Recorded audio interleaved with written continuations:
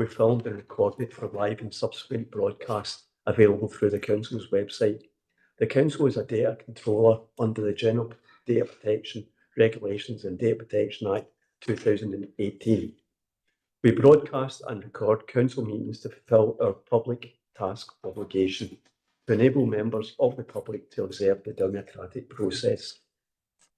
Data collected during this process will be retained in accordance with the Council's published policies available through the Council's website. Members of the Council are reminded that they should follow the Council's established meetings protocols, including around the use of the chat facility, and that comments made in the chat facility are visible to all participants in the meeting, which may include members of the public who have received invites to this meeting. So with that, can I go to Diane and ask for substitutions and declarations of interest? Diane. We have an apology for absence from Councillor Armstrong, with Councillor Curley substituting. Convener will now move to an attendance roll call before proceeding to the declarations of interest. And the following members please indicate if they're present at the meeting either in person or remotely. Councillor Brennan. Present remotely, sorry. Councillor Clockerty. Present in chamber. Councillor Curley. Present in chamber. Councillor Hellier. Present in chamber. Councillor McGuire. Present. Councillor McVeigh. In chamber. Councillor Nelson. I can see another. Councillor Quinn. Present remotely. Councillor Reynolds. Present remotely. Councillor Robertson. Present in the chamber. Councillor Wilson. Reverend Hart. Present chamber. Mr. Docherty. Reverend Donaldson. Present in chamber. In the chamber. Ms. MacDonald. Present online. And Ms. McEwen.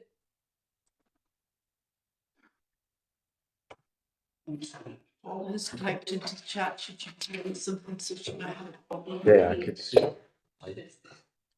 Go back to Councillor Nelson In chamber. and Councillor Wilson. In the chamber, thank you. Are there any declarations of interest?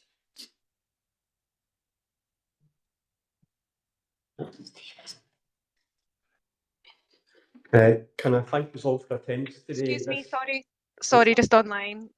It's Fiona MacDonald here. I do have a declaration of interest in relation to the vote and will be withdrawing myself from it today due to a placing request as a parent. Thank you. And is that item number 3? Is that the ESN provision at Cliveview? That's correct, thank you. Okay, thanks, Fiona.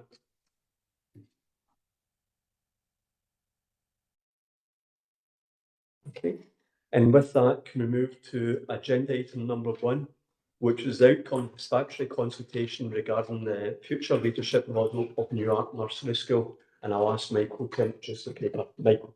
So through you, Convener, and thank you to everyone for attending the special committee this afternoon. This report follows on from previous reports to committee over the last number of months in relation to the future leadership model at Newark Nursery School.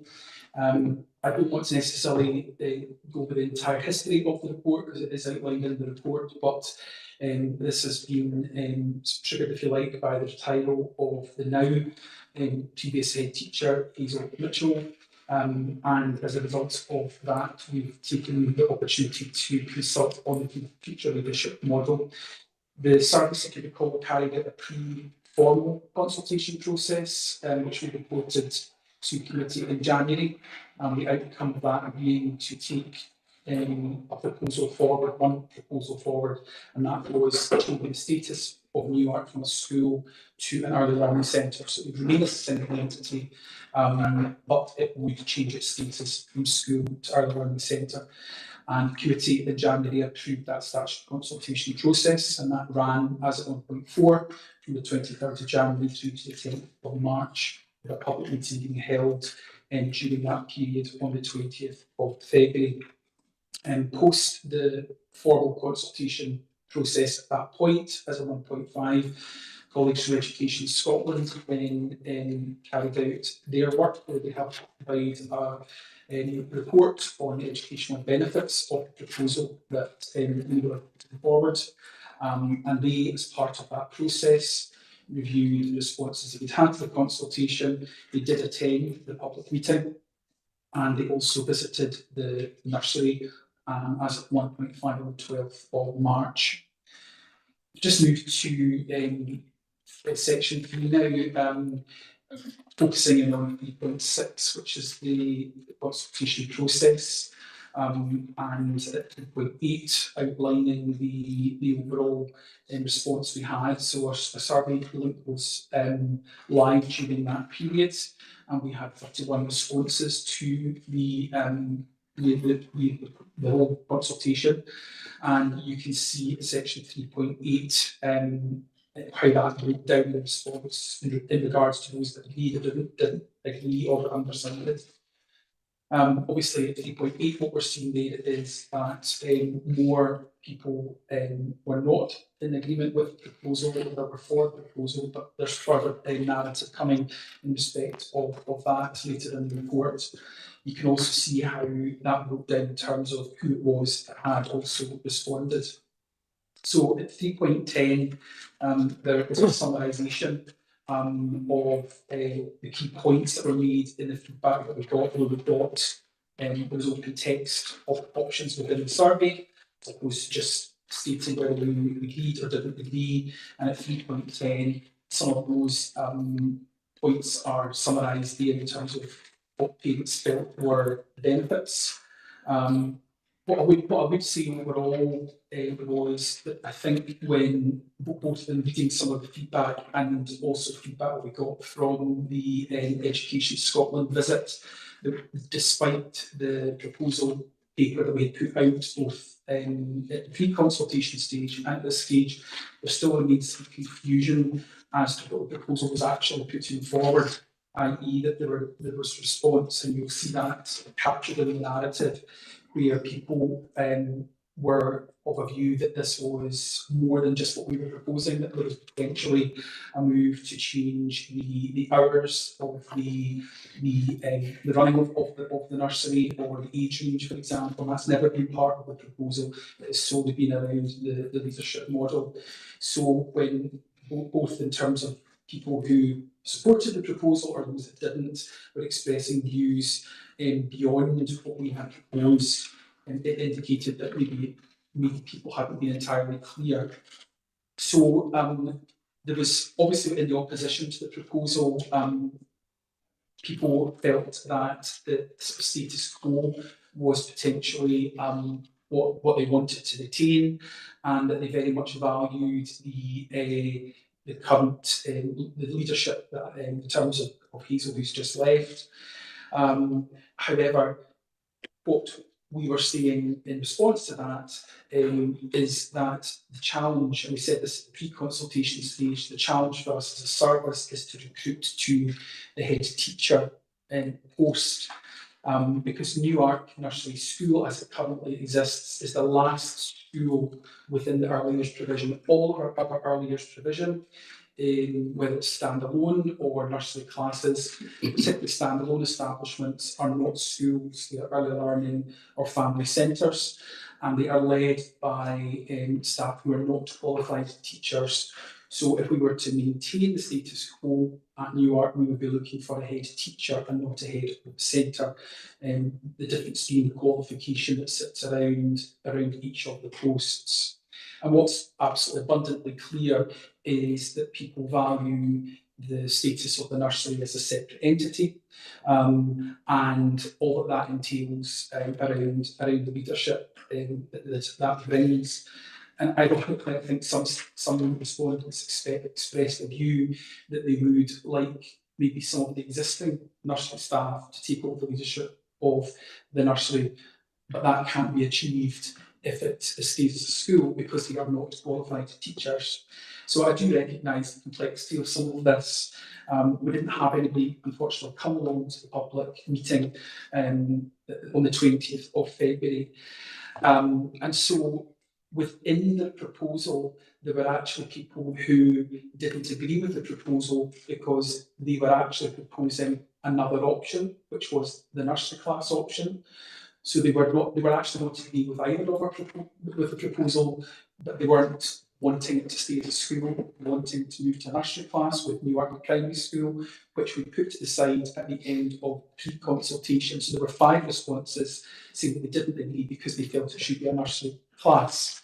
So again, within those that weren't agreeing, out of the 19 that didn't agree, it wasn't that all 19 wished for it to actually be a separate entity. They wanted it to be a nursery class. So, and that's outlined at 4.1. At 4.3, you'll note that Education Scotland, their report is Appendix 1 to the report.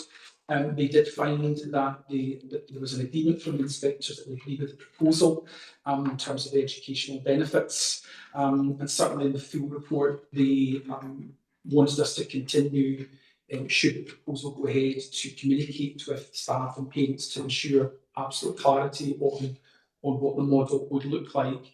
And at 4.4, we have appointed an acting head. They're not an acting head teacher, they're going to be an acting head of centre, because we couldn't recruit an acting head teacher when we went out internally to authority to find somebody to take the running of the school over until, or foreseeable until this consultation was concluded today.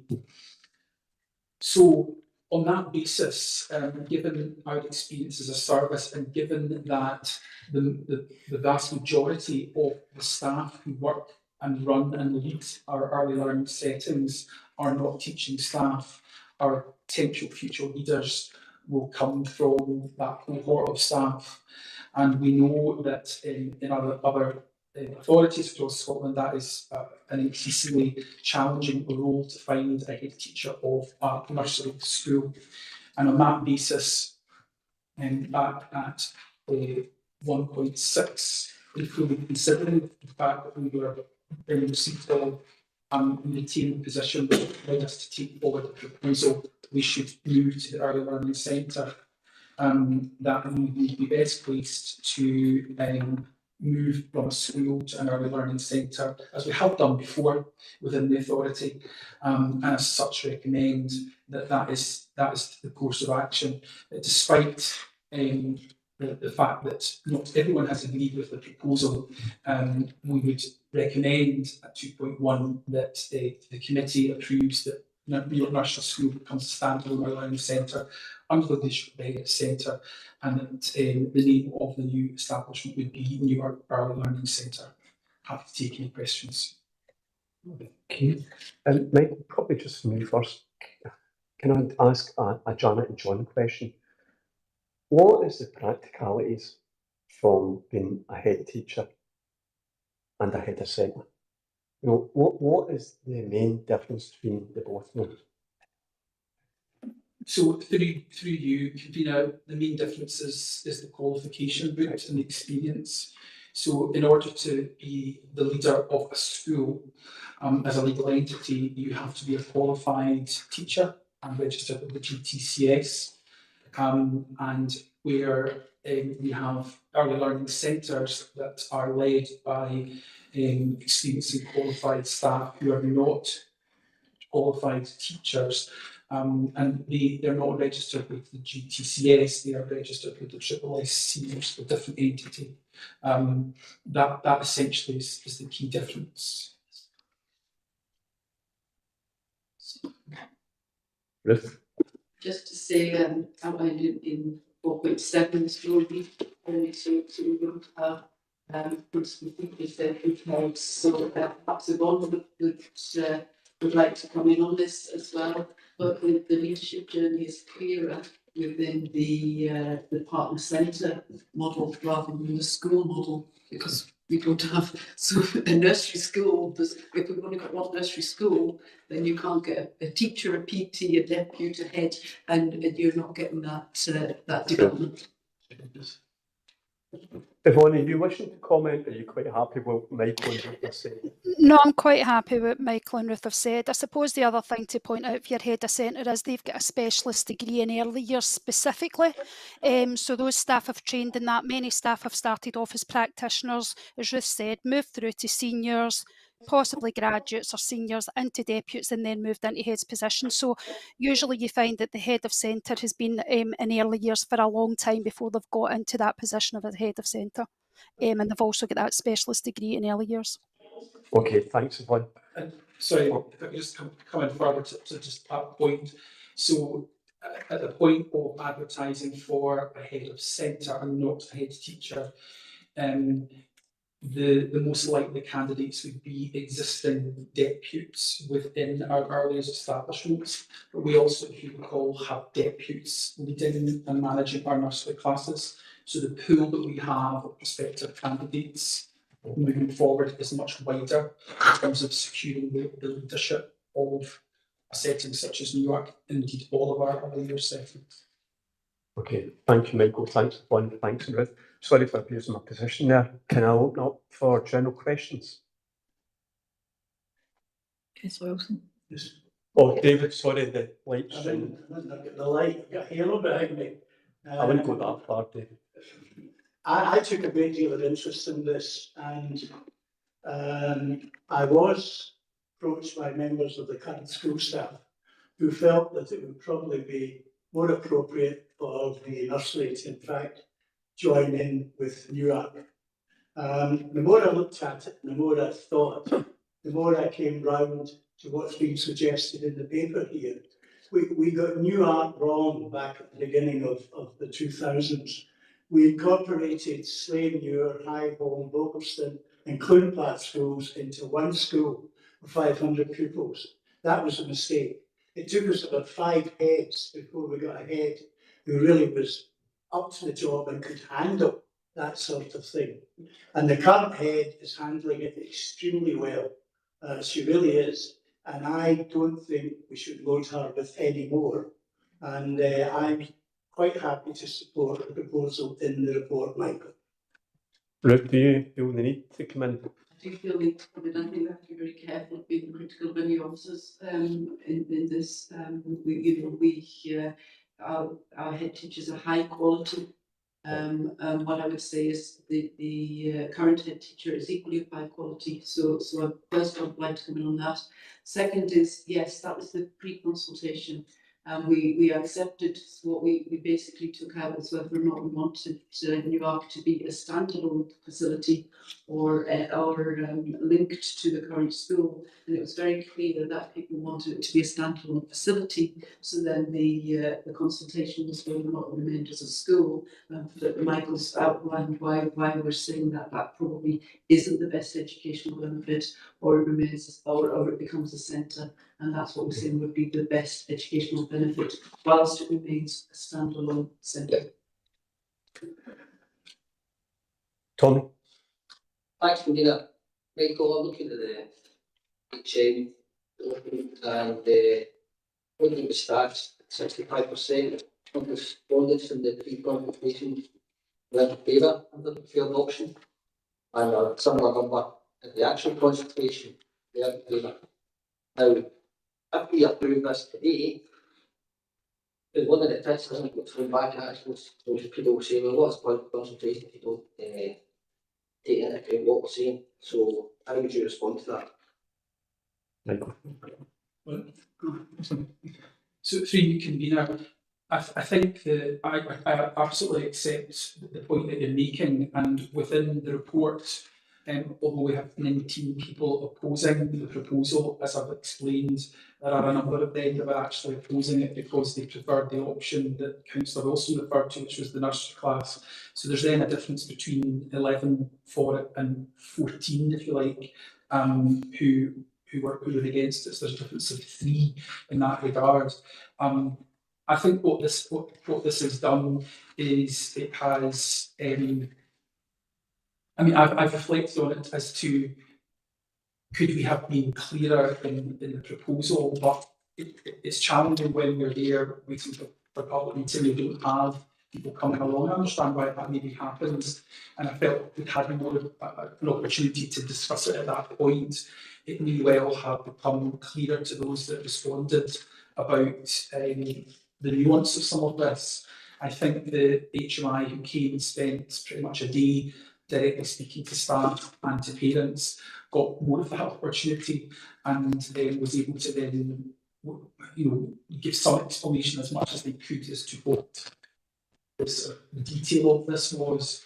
So, but whilst I understand that people have not overall agreed with the proposal, what we're saying is, in our experience of running the service, and this is about securing the future leadership of the school, I think we have a much stronger opportunity, as we've outlined, to secure the future by making Newark an early learning centre. And in many ways, what parents and pupils experience on a day-to-day basis will not significantly change. We're not changing the timing of the provision, we're not changing the age range. What people, there will still be somebody at the front door every morning, as Hazel was, to welcome them to Newark. And it's just that person will, if this proposal is agreed to, will not be a teacher, they will be an early years practitioner. Thank you. I had just, Yes, certainly. just to add to that as well, if we look at the reasons for the opposition to the proposal, what Education Scotland want us to do is to address the reasons for the opposition to the proposal. So in 3.313 and 19, we are clear, Michael's outlined all the oppositions and also our response to those as well. So I think Michael has absolutely addressed all the concerns that are there. Thanks, Elizabeth. Thanks, community. Just arguably the differential's less than 3 because a lot of the things that people have said they don't want it to be an early learning centre for can only be achieved by it being an early learning centre. So the differential's actually, I'm saying less than 4 than 3, less than 3. My grammar's gone out the window today, but it's not even that. So I think my this is that the key thing moving forward is very clear communication that's been asked for by Education Scotland anyway, in terms of this is what your objection was, but actually the only way for you to get what you've asked for is to go down the route that we're suggesting. So I think that kind of 19 versus 11 to 14 versus 11 is actually probably 11-11 by my reading of this. Thanks, Elizabeth. Reading this report and then going through the figures, it seems obviously you've got a bit of opposition to it as well, but can you give us an indication of what sort of percentage that represents in terms of the actual children involved in this? If you just read 19 in terms of what, but then is it 19 in terms of 100, 200? Is that a high percentage rate of responding, or is that a low percentage rate of responding? How does that fit in?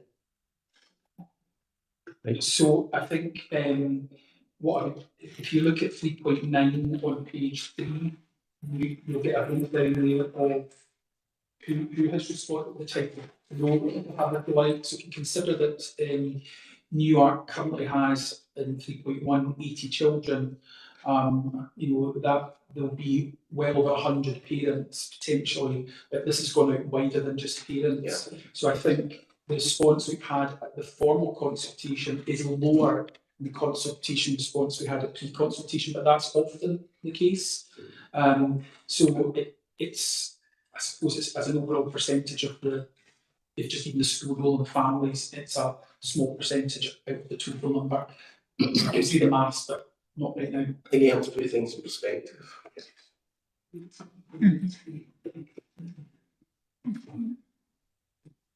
Okay.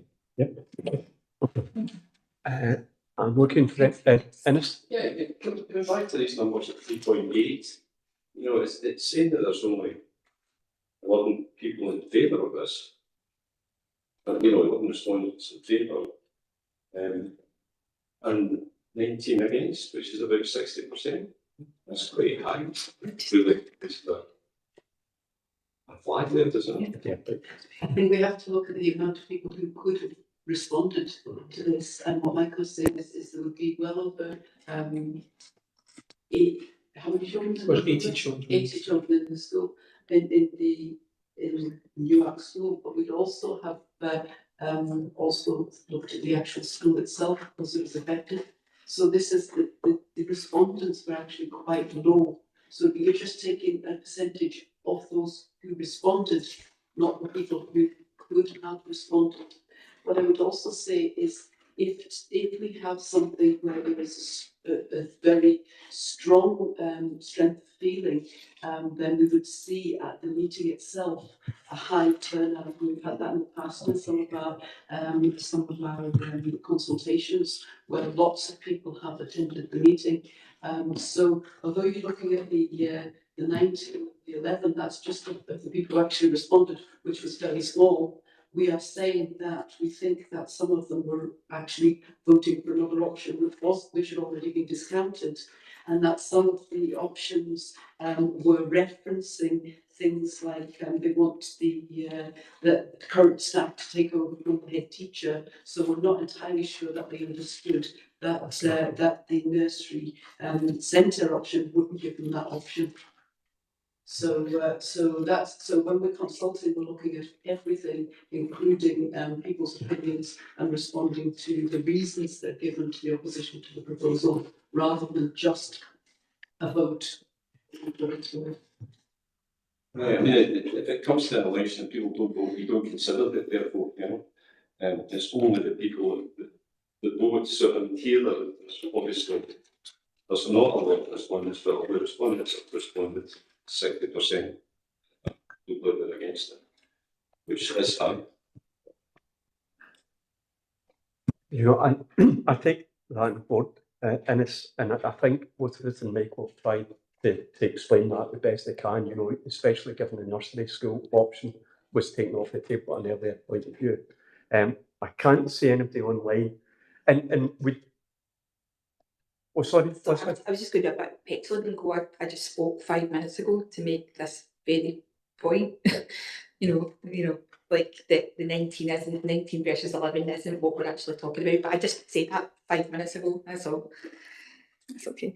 Sorry, so my final comment was just going to be, we do take things seriously in all our committees with regard to public opinion. Tommy's point is absolutely, we don't like going out to consultation, and then when the consultation goes back, we go against it. We don't do that in any of our committees. We really do take what the public says to us, whether it's parents or whether it's the general public, seriously. But I think in this case here, we've got the recommendations in front of us. We've heard Michael, we've heard Ruth. We do understand the move to that early years centre is something that we've done in Inverclyde, very successfully done in Inverclyde. So I'd be happy to move the recommendations. Yes, we agree. Thank you for that. And can we move to agenda item number 3? I'll allow Fiona to go into the lobby.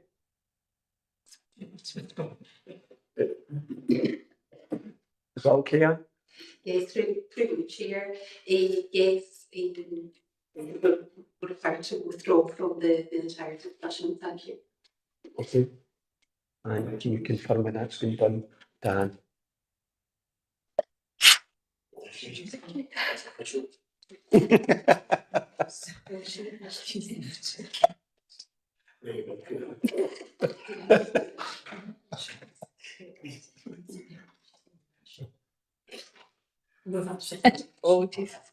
Okay.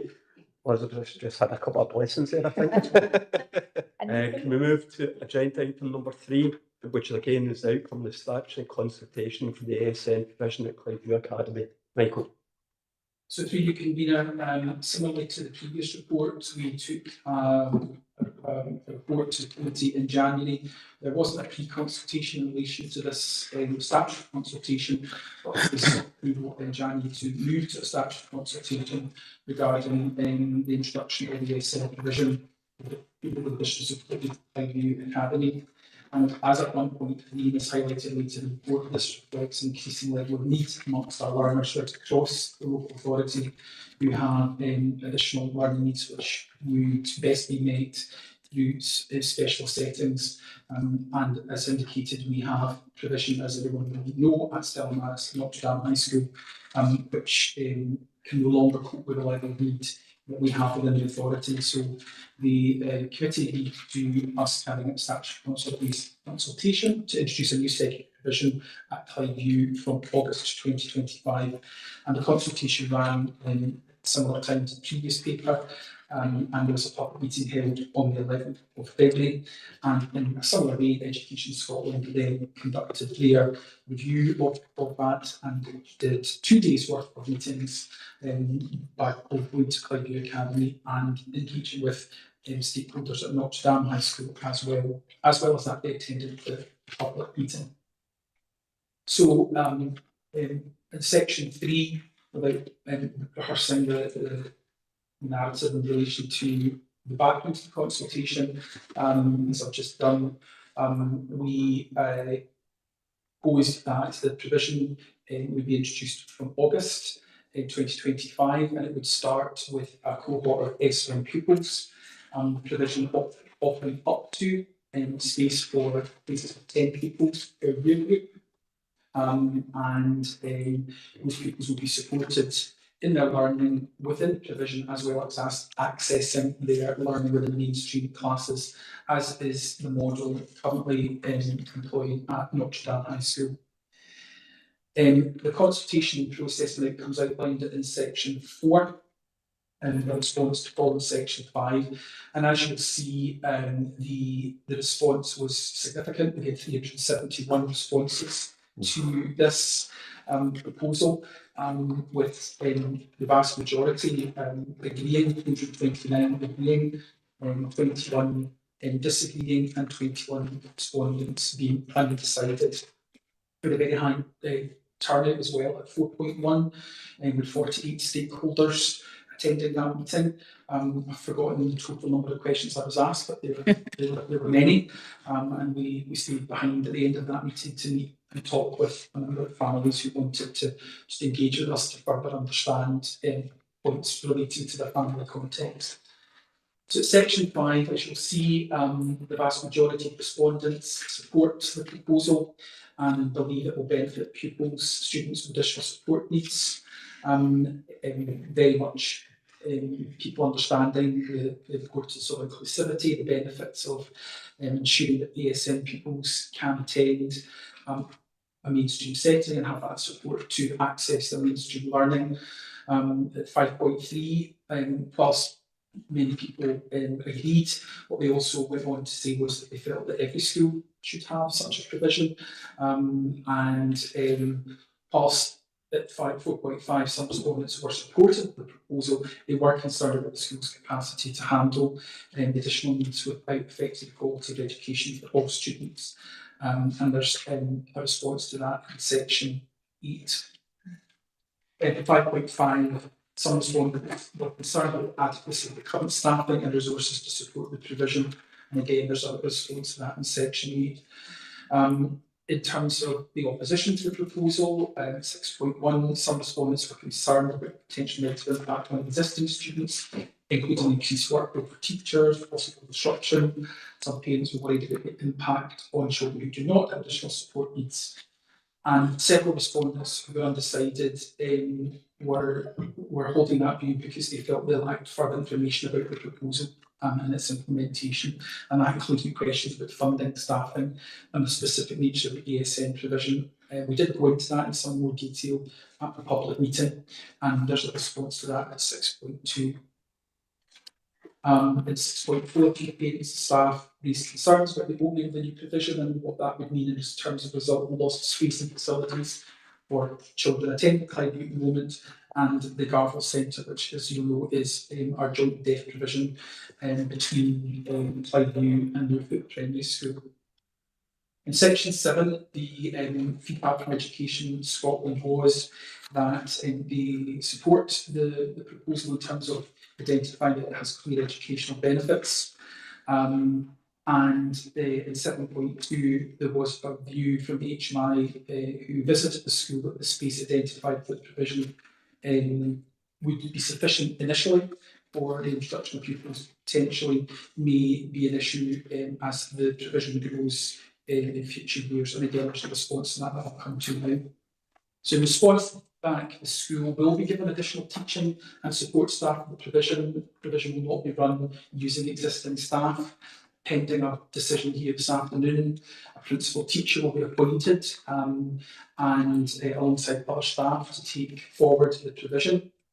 And in readiness for this, we have been doing some background work where we've got links with existing staff at Clydeview and the team at Stella Maris at Notre Dame so they can share their learning. And that was very much picked up by the HMI who visited both Clydeview and Notre Dame and could see that, that synergy that's already in place. All other set-up costs, which are minimal because we're using existing space within the school, will be met by the central education budget, and so there'll be no cost to the Clydeview Academy budget. They'll not be using their budget to pay for anything that needs to be put in place. Clydeview is already a very inclusive school, meeting a very wide range of needs very well. The school, over the last 5 or 6 years that I've known it, has really developed its own provision within the school. It has that existing experience by this very highly successful inclusion of pupils from Garber within the school. At 8.4, HMI is of the opinion that in the longer term, space for provision would not be adequate for 60 young people. And in response to this concern, it's highly likely that 60 young people would be accessing the provision at any one time, because many of them will be out within their mainstream classes, and particularly in the senior phase, they will be, as they are at Stella Maris, also engaging in split placements, if you like, between the school, colleges, etc. However, since the feedback, I have gone myself personally back to the school for a third, fourth time, walked the floor with the head teacher, deputy head teacher, the space again by Steel, our education officer, who's on the call, and we have a very clear plan for utilising the existing spaces within the school to ensure that we can meet the level of need that's part of this proposal. And we will continue to evaluate that provision as and the space that we have there as we go forward, but we're very clear that we do have the space within the school. All schools, as I've said, have inclusion at their heart, and this includes that allocation of space. And at this stage, there is no plan to remove space from the Garber provision. We're confident that the two provisions can always coexist. The space that's been identified for the new ASM provision is also adjacent to where Garber are currently based. However, if for whatever reason there was a need to review that in the future, we're absolutely clear that Garber wouldn't use space, but if we had to reallocate space, then we would do that. But what's exciting about the proposal is that we believe that there's the possibility for collaboration between the two provisions, learning between the leadership team around the Garber provision with the new provision, as well as the team from Stella Maris. We're confident that we have the space to meet the needs of all pupils that would be part of this. In terms of the needs that will be met by the provision, it's difficult and indeed inappropriate to create a definitive list of additional support needs related to diagnosable labels. There is an extensive number of those. However, the broad profile of learner would be those with either learning or language communications that require support from specialist services. And so on that basis, we are obviously, with the level of response we've had, we're proposing to move forward and introduce the provision as outlined, and a provision would provide places predominantly for those who live within the catchments, so Clydeview, St Columbus and Inverclyde Academy. As we've said, would be a principal teacher appointed along with other staff as required, and that the provision would be hosted within an existing learning space already available. Clydeview Academy 9.6 can accommodate 180 pupils per year group. However, currently not all of these places are taken up from pupils within the school's catchment area, with the remaining places being allocated through placement requests. So this means that as the number of places are allocated out to children attending the ASN provision, the number of places that are available to be granted a placement request would reduce. Sorry, what did you say? So as available where?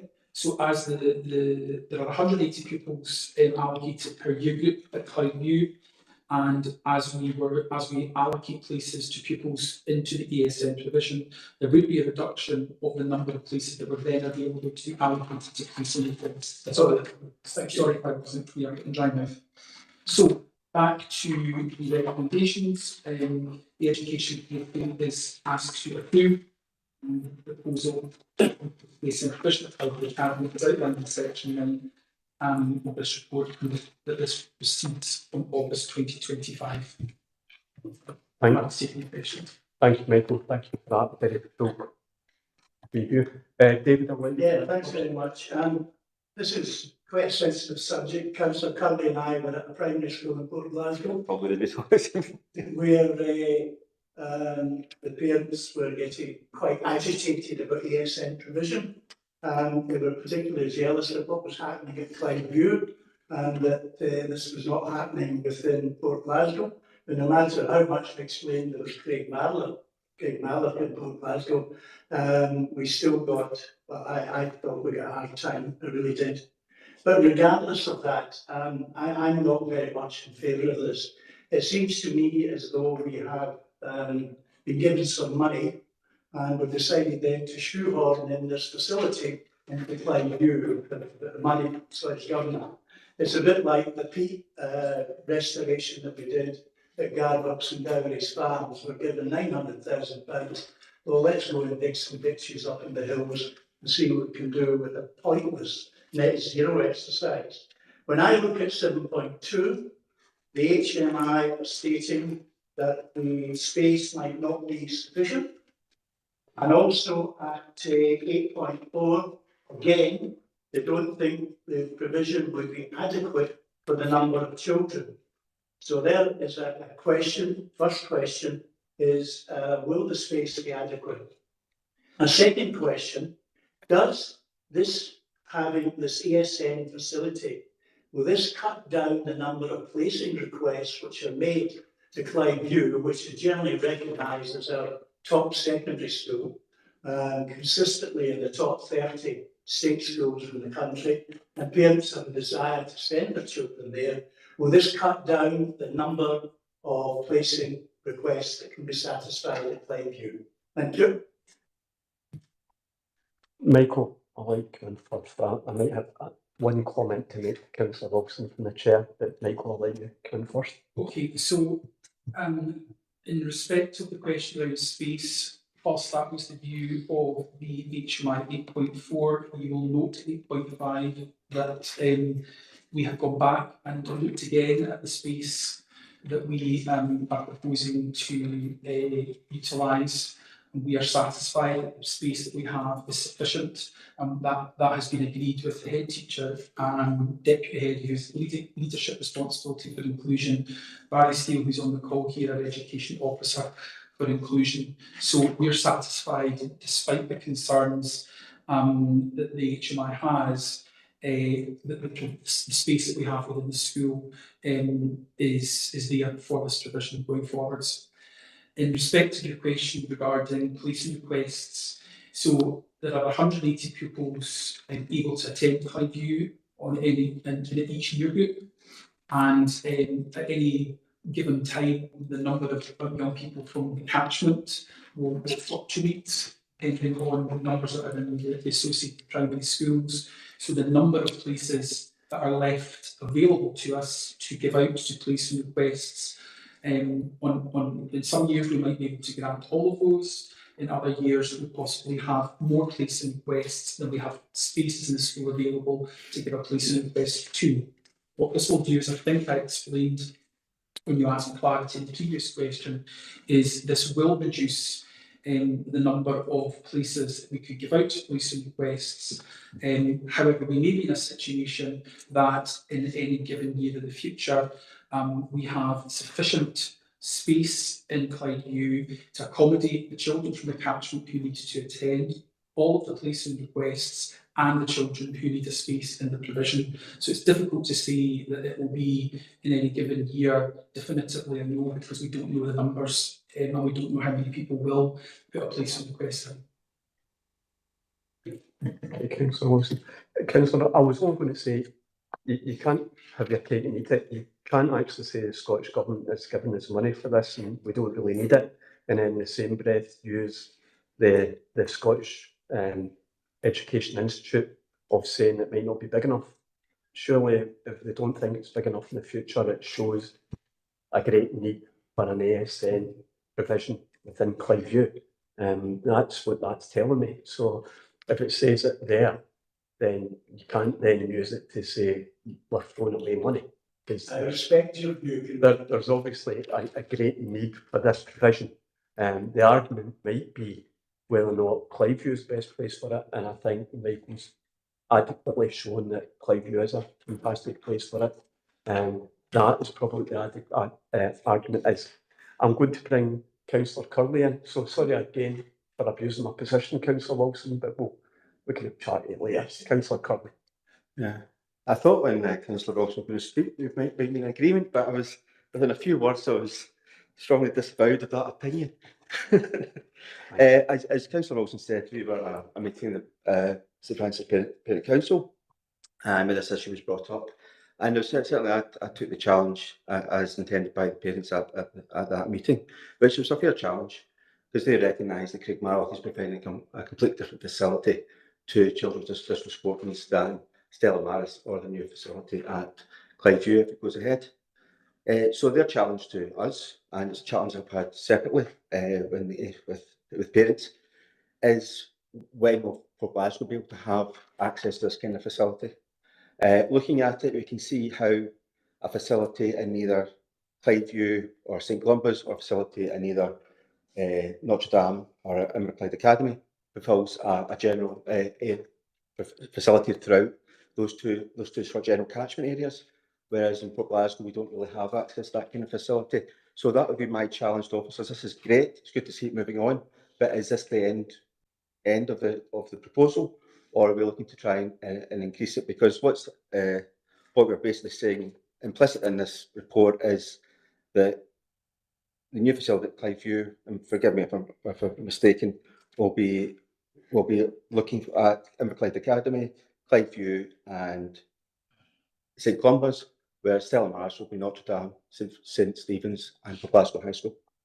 So I'm thinking and I can understand there's challenges with respect to space in the shared campus, but I would like to see, if given the obvious public support for this kind of proposal, how we can actually move forward to put this in more widely available locally in the area.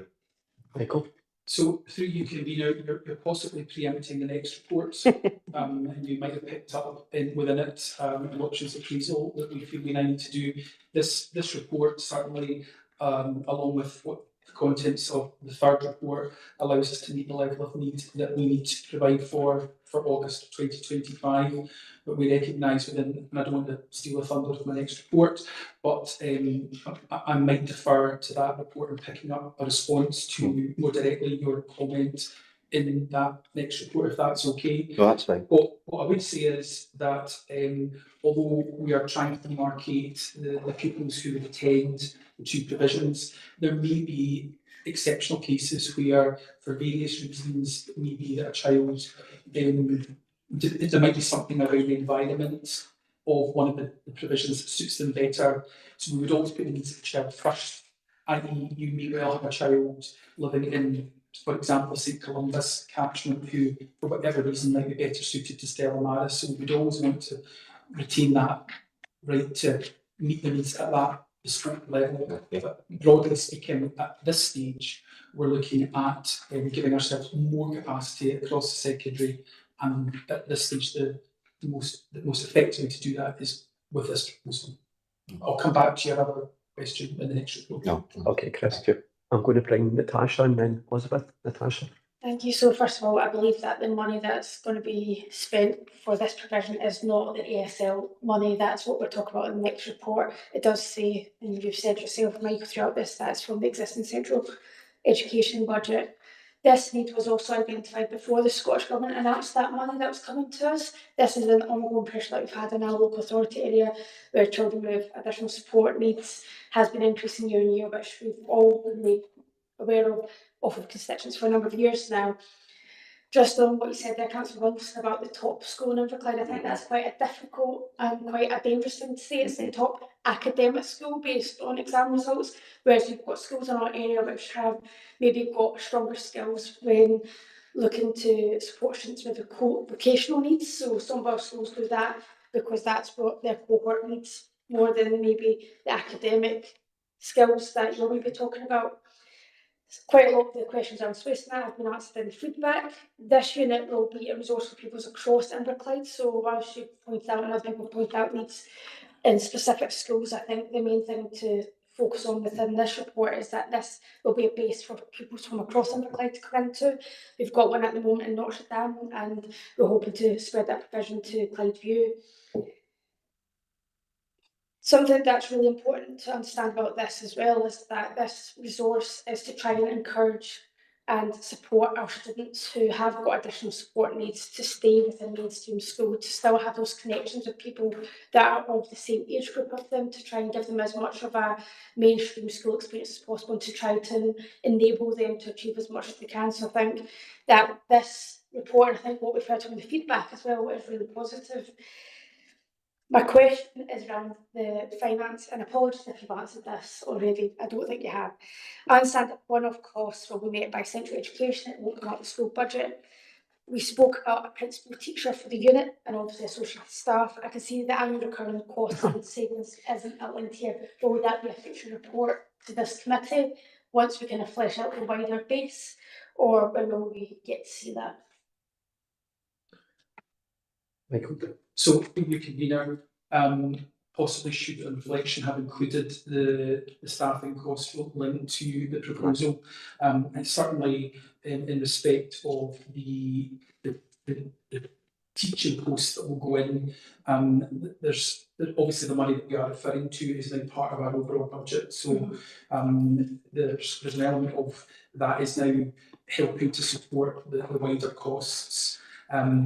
There's certainly within the current staffing the opportunity for us to, we were seeing potentially some schools not requiring as many staff, that we can utilise those posts to facilitate the staffing here in this report. So I think on the basis that there's another report to come, there's going to be, I would suggest, more regular reporting to committee about the development around ASN provision. I'm happy to bring back more detailed information around the costs. Obviously, the costs of the staffing will go in line with the needs as the numbers increase. Yeah, through you, Convener, I totally appreciate what you're saying there. It was just I thought I might see figures at least for PT there, but that's okay. Happy to have that at future committee. I'll get that offline. That's easier for you. But thank you for the thorough report, because I can appreciate that this is a difficult subject at the moment, and that we are trying to meet needs of many with few resources. Thanks, Natasha. Elizabeth? Thanks, Convener. At the start of this process, we sat here and asked that through this process that we don't bother children in our community, and I've just seen that happen again today. The facts of this are that at the start of this process, 180 children were due to start S1 at Clyde View, and at the end of this process, 180 children are going to start S1 at Clyde View from the three predominant primaries, some of whom will have additional support needs, from other primaries in Inverclyde, some of whom will have additional support needs. And what we're doing here is putting in place a better provision to better meet the needs of a wider range of children in our community. That's one comment I would want to make. Some two little questions that just in terms of moving forward. I became aware through attending the public event, etc., that a group of people who needed to be held in this a wee bit maybe more safely or carefully, not safely, carefully, were the parents of children who were in Stella Maris in S1 at the moment, or S2 at the moment, or whatever, who might ordinarily have been able to access this service, but because we're only able to provide S1 and then move up through the years, I just felt that group of parents maybe needed a wee bit of care. And as a ward councillor, I'd be quite interested to kind of see the space. I don't know if that's a possibility, because I don't really have a sense of the space that has been allocated for this, and I'm wondering if it's possible to get a sense of that. Michael? So through you, convener, yes, absolutely, that was some feedback we got during that public meeting, and sensed the disappointment, and we got it through some of the written feedback as well, that we were not opening the provision to all year groups straight away. Our experience tells us, and I think I gave this answer at the public meeting, that the growth of this from a starting point and the graduation of it is the best approach. However, what I have done is given feedback to Stella Maris, that there are obviously families there that do need that due care attention as you referred to, and certainly despite that view, what came out very strongly through the HMI's visit to Notre Dame was the skill and the expertise and the care and the support that exists there for its current cohort. And as you saw, we stayed back at the end, the officer team myself, and subsequent meetings have happened as a result of where it was appropriate to, or feedback given to schools in respect of parental views that have been shared. So absolutely take that on board. Obviously, anybody's more than welcome any time to visit our schools. I'm happy to facilitate that if you want to get in touch. Lovely, thank you. Okay, thanks, Michael. Elizabeth, that's Perfect, thank you. I'll bring Tommy in then, Innes. Tommy? Thanks, convener. A lot of my questions have been answered as well, so thanks, Michael. Just one point, minor point, but if there's a child currently in the Stella Maris at Notre Dame and they live in the new catchment area, what happens with them? Can they transfer, or depending on the year they're in and how long it takes to set up, do they have to stay where they are at the moment? Just wondering how, looking for some clarification on that, because my understanding of what you've said so far, and I might be wrong, is that this will be set up in 25-26 for first year. So can somebody who maybe basically lives in a school move, or do they have to stay where they are?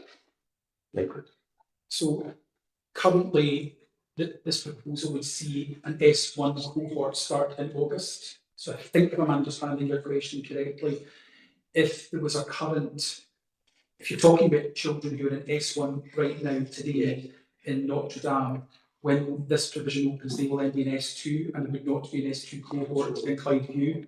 So we're very much starting with a new S1 cohort. S1. Yeah. So, however, in future years, as it grew, obviously in August 26, bear with me, there would be an S1 and an S2 cohort. If there was a young person at Notre Dame where it was felt that a move was appropriate for whatever the space, then as referred to in 9.5, it's the ASN Monitoring Forum that make decisions about placement. And I suppose what this might then do in the future, once we have the provisions that are both providing full S1 to S6 provision, there may well be, as I indicated in an earlier answer, a rationale as to why a child might move from Stella Maris to Clydeview or the other way around for a variety of reasons. But certainly going forwards from August, current pupils at Stella Maris couldn't make that move because there wouldn't be an S2, 3, 4, 5, 6 cohort. that's right. Okay, thanks. Innes? Yeah, I just wanted to try and understand a wee bit the history here, like kind of astounding, why Clydeview Academy was considered over St Columbus or Inverclyde Academy. And I'm saying that primarily about Inverclyde Academy because, you know, in the catchment area around there might be higher numbers of children maybe needing additional support. And yeah, if you answer that question.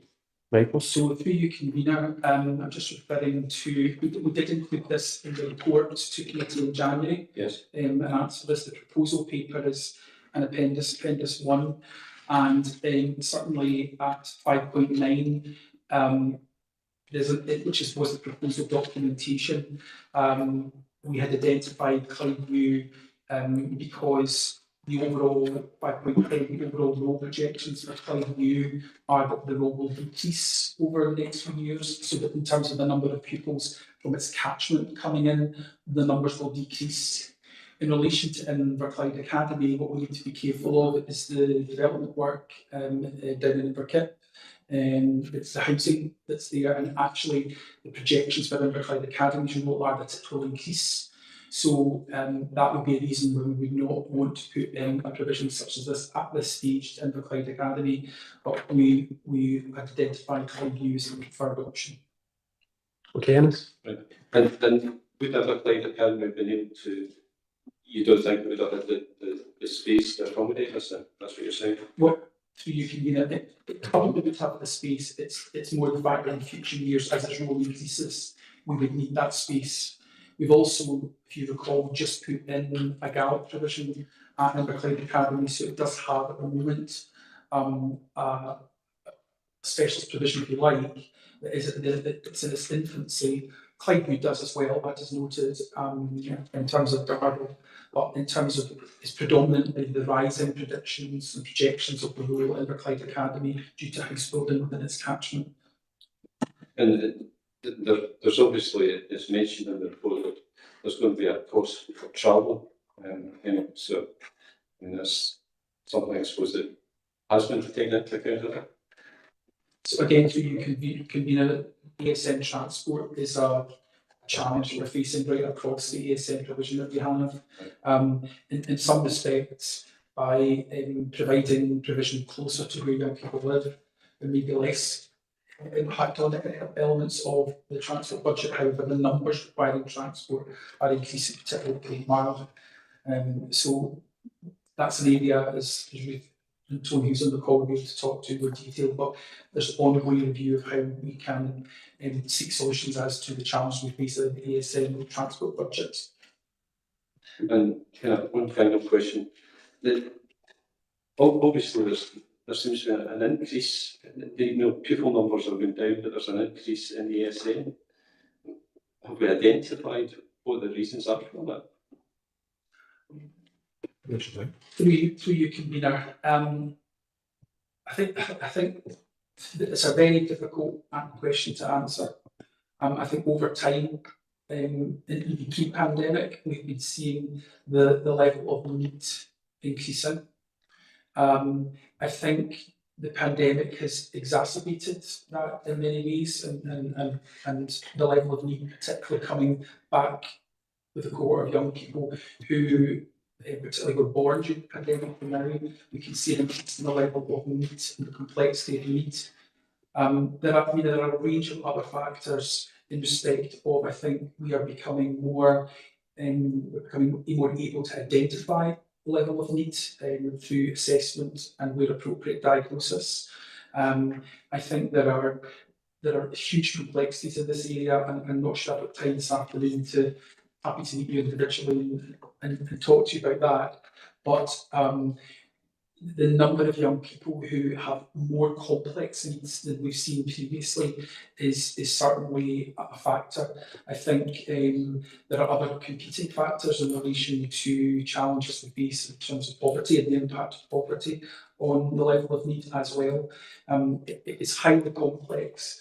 There are areas where of diagnosis and specialism that are emerging now, for example, in terms of the overall effect of fetal alcohol spectrum disorder, in respect of what that means for young people, young children, and what I've always referred to as the blurred lines. So a child who presents with fetal alcohol spectrum disorder may have a very similar profile to a child with autism, but there are differences there in respect of where that neurodiversity comes from. So it is highly complex, but what we certainly know is that level of need requires more specialist support, not just in terms of mainstream schools' ability to support that level of need, but highly specialised environments and staffing to meet that level of need.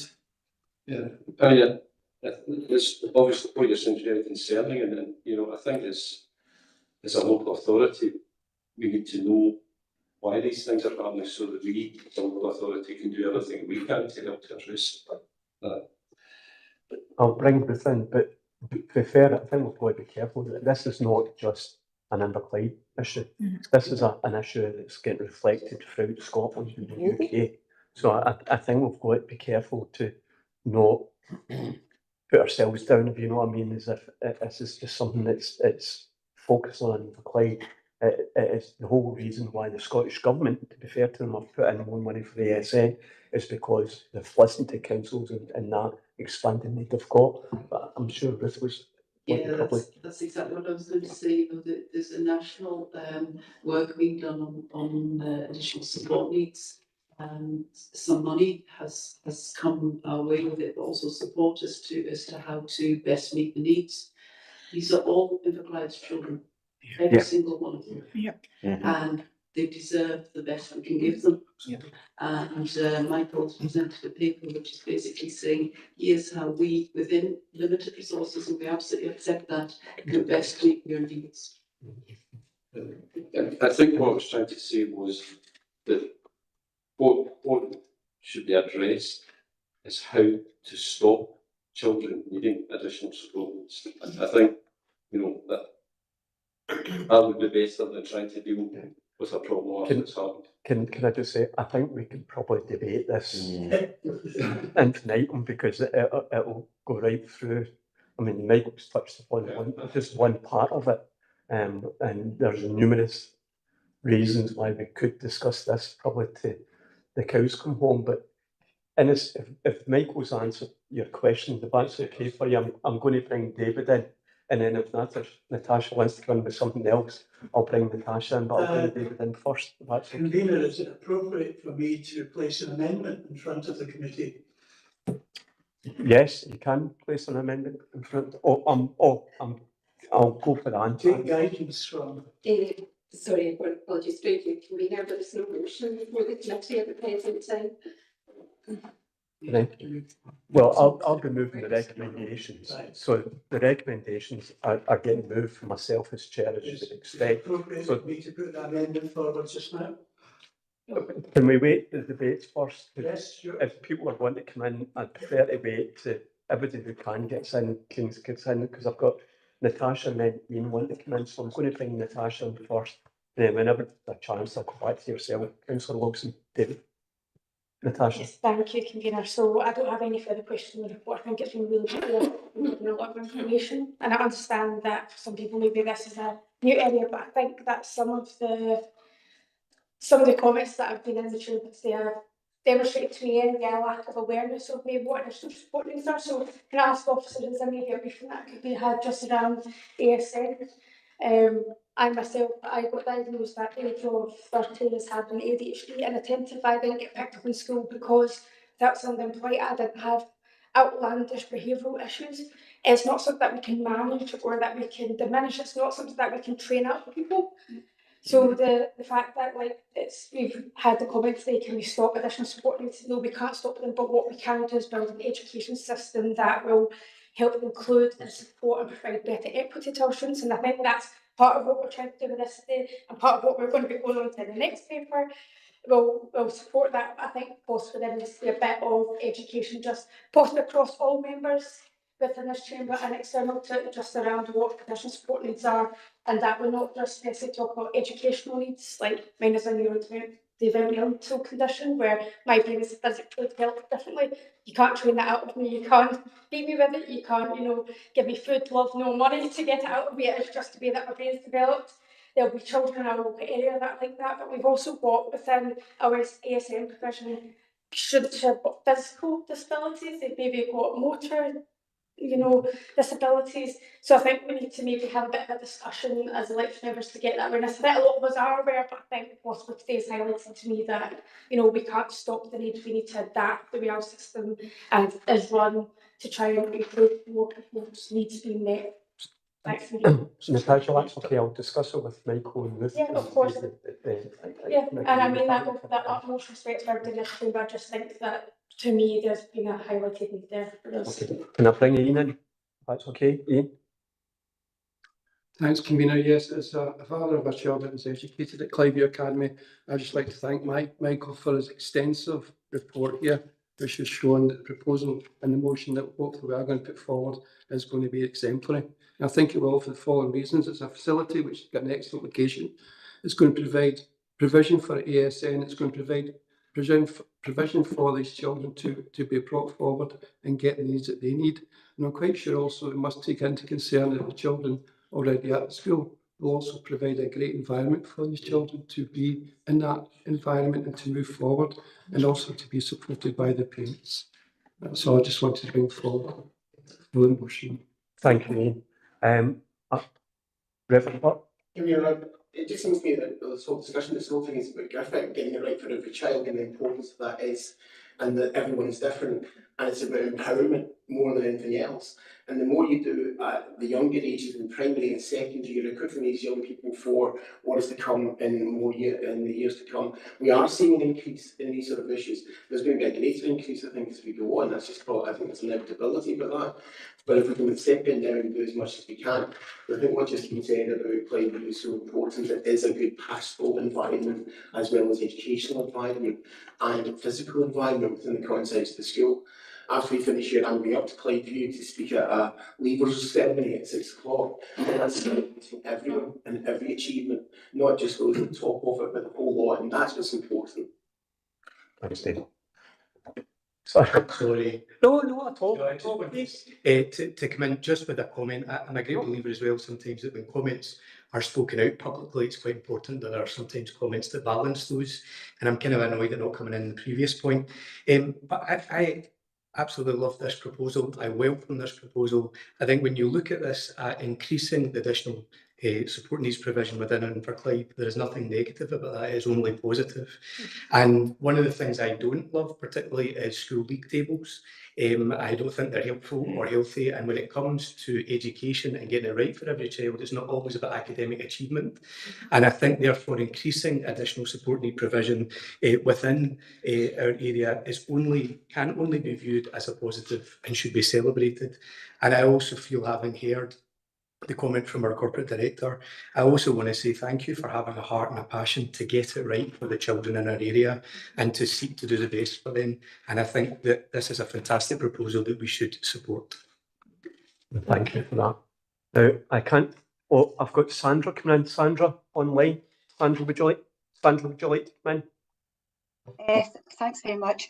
Just very, very quickly, those of us who attended the public meeting at Clydeview Academy when this proposal was put forward by Michael extremely well as well, and he answered loads of questions from parents and carers at that meeting and stayed behind to answer those questions as well, and I think he needs credit for that. Also, the staff that were there were really enthusiastic about it and made it plain they were looking forward to having this extra facility in their school and what it would add to the school's experience. Thank you. Well, thank you, Sandra. I can't see anybody else online. I can't see anybody else in the room. So I'm going to go for Councillor Olsen to see if he really wants to put his amendment forward. Thank you very much, Convener. As I said before, I backed the first report in the paper today. I'm struggling with this one here for the points I made earlier about the capacity of the provision. And my amendment is that I believe we should delay for 1 year until August 26 to analytically determine the capability of Clydeview to accommodate ASN provision. So a delay for 1 year until August 26. And if the capability is established, then proceed from there. Does Councillor Wilson need a seconder for it? No, no, it doesn't. No. I'm just going to quickly move on. Natasha, we've got. No, you can't. Can I not ask a question on the Not on amendment. The viability of the need to do that? No, we'll flag it. Actually, we've done it. I'm going to, if you don't mind, I'm going to move straight to the vote because I think I can sense the mood in the room. So I'm going to quickly move to the vote. Through you, Convener. Yes, there's no need for a seconder for a committee, only for a council motion. So I've got Councillor Clockerty's motion to grant the recommendation of the report and Councillor Wilson's amendment that the proposal is delayed for a period of 1 year to analytically determine the capability of the school. I'll ask each member how you wish to vote. Please indicate if it's for the motion or the amendments. Councillor Brennan? For the motion. Councillor Clockerty? Motion. Councillor Curley? Motion. Councillor Hillier? Motion. Councillor Maguire. Motion. Councillor McVeigh. Motion. Councillor Nelson. Amendment. Councillor Quinn. Motion. Councillor Reynolds. Motion. Councillor Robertson. Motion. And Councillor Wilson. Amendment. Reverend Burt. Motion. Reverend Jonathan. For the motion. And Miss McEwen. For the motion. Thank you.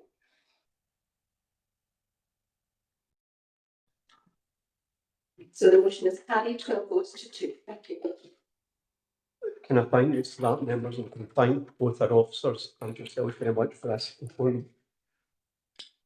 Sorry, Chris, you want? No, it's not just to say I have to leave the chamber at this point in time. I've got a hard deadline. Unfortunately, I've got a funeral to attend, so I was looking forward to participating in the debate at the SN.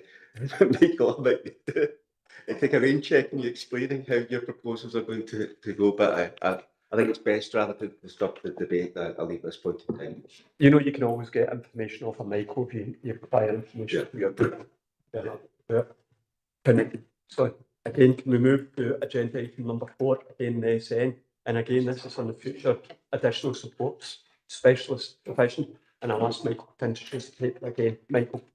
So, for you conveners, this report, the purpose of this report is to update members on the report that we took to committee in January 2025, in which you will recall outline the current provision that we have, its current status, and out of that, one of the key asks or recommendations was the move to the consultation regarding everything that we've just discussed.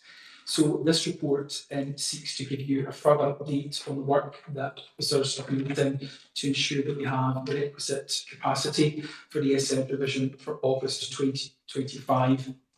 In section 3 of the report, the background context section, again, we've just given you an overview of the existing services that we have in place, including the existing provision that we have in place. And at 3.4, indicates that, as has been spoken about in the previous discussion, that over the last 4 years in particular, we have gradually seen an increased number of young people who need specialist provision, and we have gradually increased that provision over time, as you'll note, and both at Kilmarnock itself, expanding capacity, for example, at All Saints as it's reflected there, and although it's not mentioned here specifically, we've brought the opening of the next provision at Lowland View to you as well.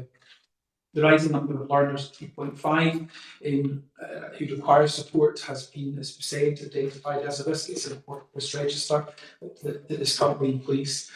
And certainly what we are identifying is that the number of young people, as we said previously, who need specialist provision is increasing. So the report here, 4.2, if you may, gives you an update on some of the work that we're currently undertaking. We've set the management oversight group to look at the operational element of increasing capacity within the existing estate that we have. So at Craigmarloch, we need further spaces. We need more spaces for the number of the children who require specialist placement at Craigmarloch for August, and that work is currently underway. We've taken a decision to give the Enterprise Centre over to the Craigmarloch as a learning space, and work is due to start there in May 2025 to allow us more capacity to have more classrooms to meet the rising number of young people who need to be in Craigmarloch from August 2025. You'll note that we're also putting in an extra class temporarily to the language communication base at All Saints Primary School, and we are also taking the opportunity to move the NEST provision from its current home at St Michael's Primary School down to a building at Lowland View, because colleagues from HSCP who have been co-located there have moved out to take up residence in their new home, James Watt Building, and that then gives us space within the education service to bring the next provision down to Lowview Academy. At section 5, what we're currently doing is working on projections of future pupil numbers relating to the level of need from August 2026. And what is clear is the number of pupils requiring special provision is unlikely to decline in 2026. However, and at this stage it looks unlikely that it will increase from the current numbers. However, it's expected that we will need to look again at provision across the piece beyond what we're currently proposing here. As we've explained, by vacating 5.2, vacating spaces at Michael's Primary School, there may be an opportunity to consider a second CLD type provision at St Michael's, which would give provision, an additional primary provision beyond what we currently have. Current numbers at Creedmarloch, whilst accommodated through the current expansion work, will require to be reviewed, and an options appraisal needs to be carried out to identify how future needs can be accommodated from August 2026. So this report indicates that the work that's currently underway will meet the level of needs that we have for August 2025. However, the numbers of, as somebody said it earlier on, whilst overall our projections would suggest that overall we would see a decline in pupil numbers within a decline, the level of need within the pupil numbers that we have that requires additional support is in specialist settings and specialist staff is actually increasing, although the overall population is declining. A future report 5.4 will be brought back to committee with that options appraisal outlining what we see as being the options for future provision for August. And I would endeavour to have that back to committee, certainly not for this committee in May, but early in the next academic year, so we can identify what action we would need to take and where provision would be required over and above what's currently outlined in this report for August 2025. Happy to take any questions. Thank you, Michael. And again, I'll open that up for questions. I can see Francesca online. I'll go to Francesca and then Natasha. Francesca. Thanks very much. Through you, convener. So listen, thanks very much to everyone involved in putting this report together and all this work. So to Michael, who's talked us through it, but all the members of staff involved, and also thanks to all the parents and the young people who are very much engaging in this sort of ongoing process. I think, you know, in regards to this report, the previous report, it's important to look at the facts that, as Michael said really clearly, that there's an increase in the young people needing specialist provision. And I think also there's an increased awareness of young people needing specialist provision. And whatever the additional support need is, that they experience, they deserve the very best from us that we can do right now and continue to look at on an ongoing basis. It's really important work that's happening here at this special meeting. And I think that the other fact that's out there is that local authorities and councils like us don't get enough money to do everything that I think we would want to be able to do just now in an ideal world, and that's not an excuse, but it's something that we've got to really keep looking at. And I think at the moment what we're seeing is really trying to stretch and extend everything that can possibly be done. So just to say, yeah, it's really important work that is being done here, and I know it's an ongoing process as well. And I think I would just want us to all be aware of and watchful of willful ignorance when it comes to this challenge, because I think I certainly feel that I know that the officers are reporting here are very much giving us information and providing us with information, and as elected members we are more than able to go out and try and find more information for ourselves that we need to do our jobs properly. So we just need to be really careful in that and make sure that we're showing every young person the respect that they deserve from us, and us as Reverend Burt said, getting it right for every child. But I think this is part of that we're seeing here today. Okay, thanks for that, Francesca. I'm going to bring in I don't need to come in anymore from Jessica. Said a lot of what I was going to say, not the exact thing, but very similar. Right. Okay, thanks. Thank you. Natasha. I'm going to bring Elizabeth in as well. Elizabeth? Thank you. I think a lot of everything that's here is really, really welcome. We know that this is an increased need, and this is something that we really do want to address. I'm just aware, like probably the past year and a half, I've really heard and felt and sensed a lot of frustration from families and parents about not feeling properly heard, and their cry for help with the meeting the needs of their children. And I'm just wondering, because obviously we do have this level of provision, which is phenomenal to start in 2025. We've got work that we're going to do for 2026, and we know there'll be work in 2027 and 2028, etc. And I'm wondering if there's a way where we can make that experience better for parents of children who are in the context of requiring the needs that we're trying to meet here. And I say that because I've felt and heard and sensed their frustration for quite a number of months now. So I'm wondering if there's a way we can formalise or make better their voice being heard as the developed services occur.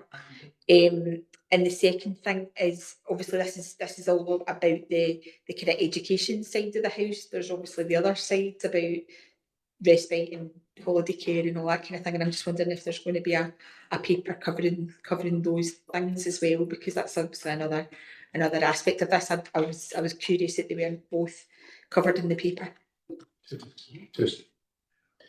And I could answer that because, again, we begged your differences because this is a special meeting, and normally we wouldn't have a special meeting. So this was really meant to be a one-item agenda, and then we put another couple on it. We felt as if it would be unfair to put more and more items on it, plus the work it would take for our officers as well would be quite a lot of work in that, if that's okay. The kind of reverse side of the coin of that question was I was wondering why this was here. But I wondered why the paper was here, but Michael? So this paper is here because we promised you this paper at the previous committee in January. As part of the recommendations, we would bring this paper back to you. And rather than bringing this paper to the May committee, I felt it was best to have it here in the round so that we're all centred on the context of which the consultation at Clyde sits, for example. I completely recognise what you're referring to as a parent of two children who have additional support needs. Ruth will know the challenges that I have faced and continue to face. So I'm actually living, sleeping, eating, breathing this as a parent. And that includes emergent diagnosis of my adopted children. I think what I would say is we have and continue to seek ways to engage with parents. I think schools and early learning settings are continuing to seek ways to keep that open channel of communication with parents. And my expectation would be that that's absolutely the first port of call for any parent that is finding a challenge. And within that, the head of establishment, who may not have necessarily been involved in some of that, is cited on the issues, and we spent an inordinate amount of time in the officer team working with parents and families and other partners to look at what it is we could do better.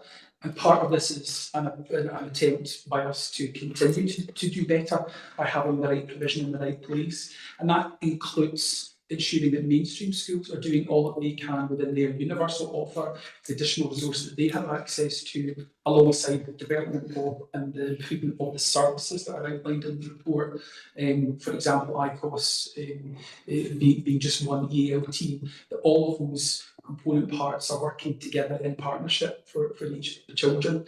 What we certainly know about the external validation of our educational settings is that quality indicator 3.1 inspection, generally tend to do very well in that, and the feedback we get during those processes and through our peer review processes is that parents are absolutely on board in terms of the support that they are getting. But I'm under no illusions that there will be individual cases where there's more work that could be done, or what is being proposed and planned might not be working yet, and there might need to be more adjustments to get that plan to work better, and we're absolutely there to support schools to do that.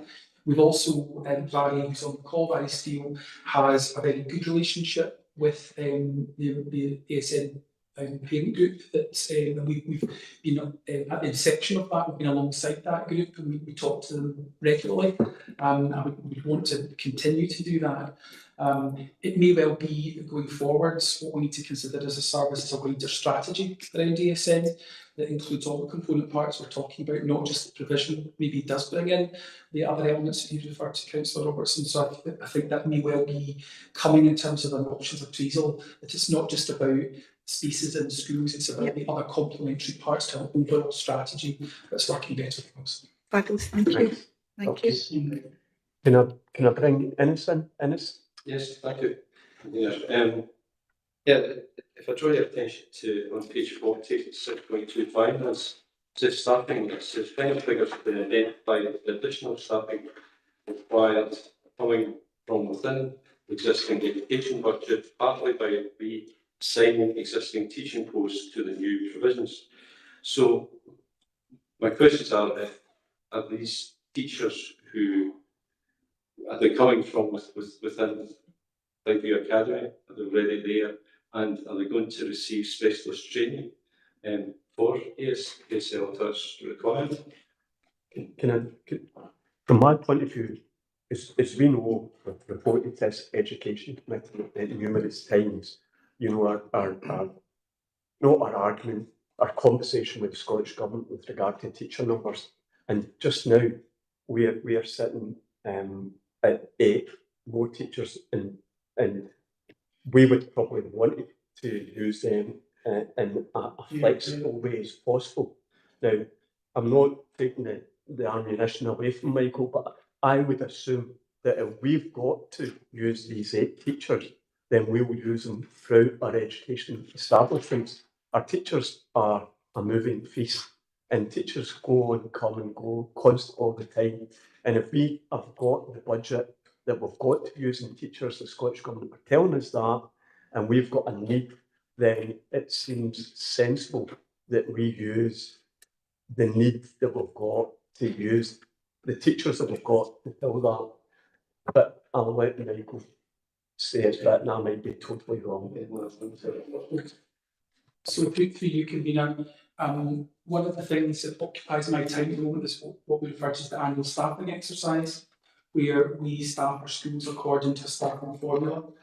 And in some of our schools, more so in primary, I have to say, where there's potentially a decrease in school roll picture over time, we might not need the same number of teachers or the same number of classes in a school.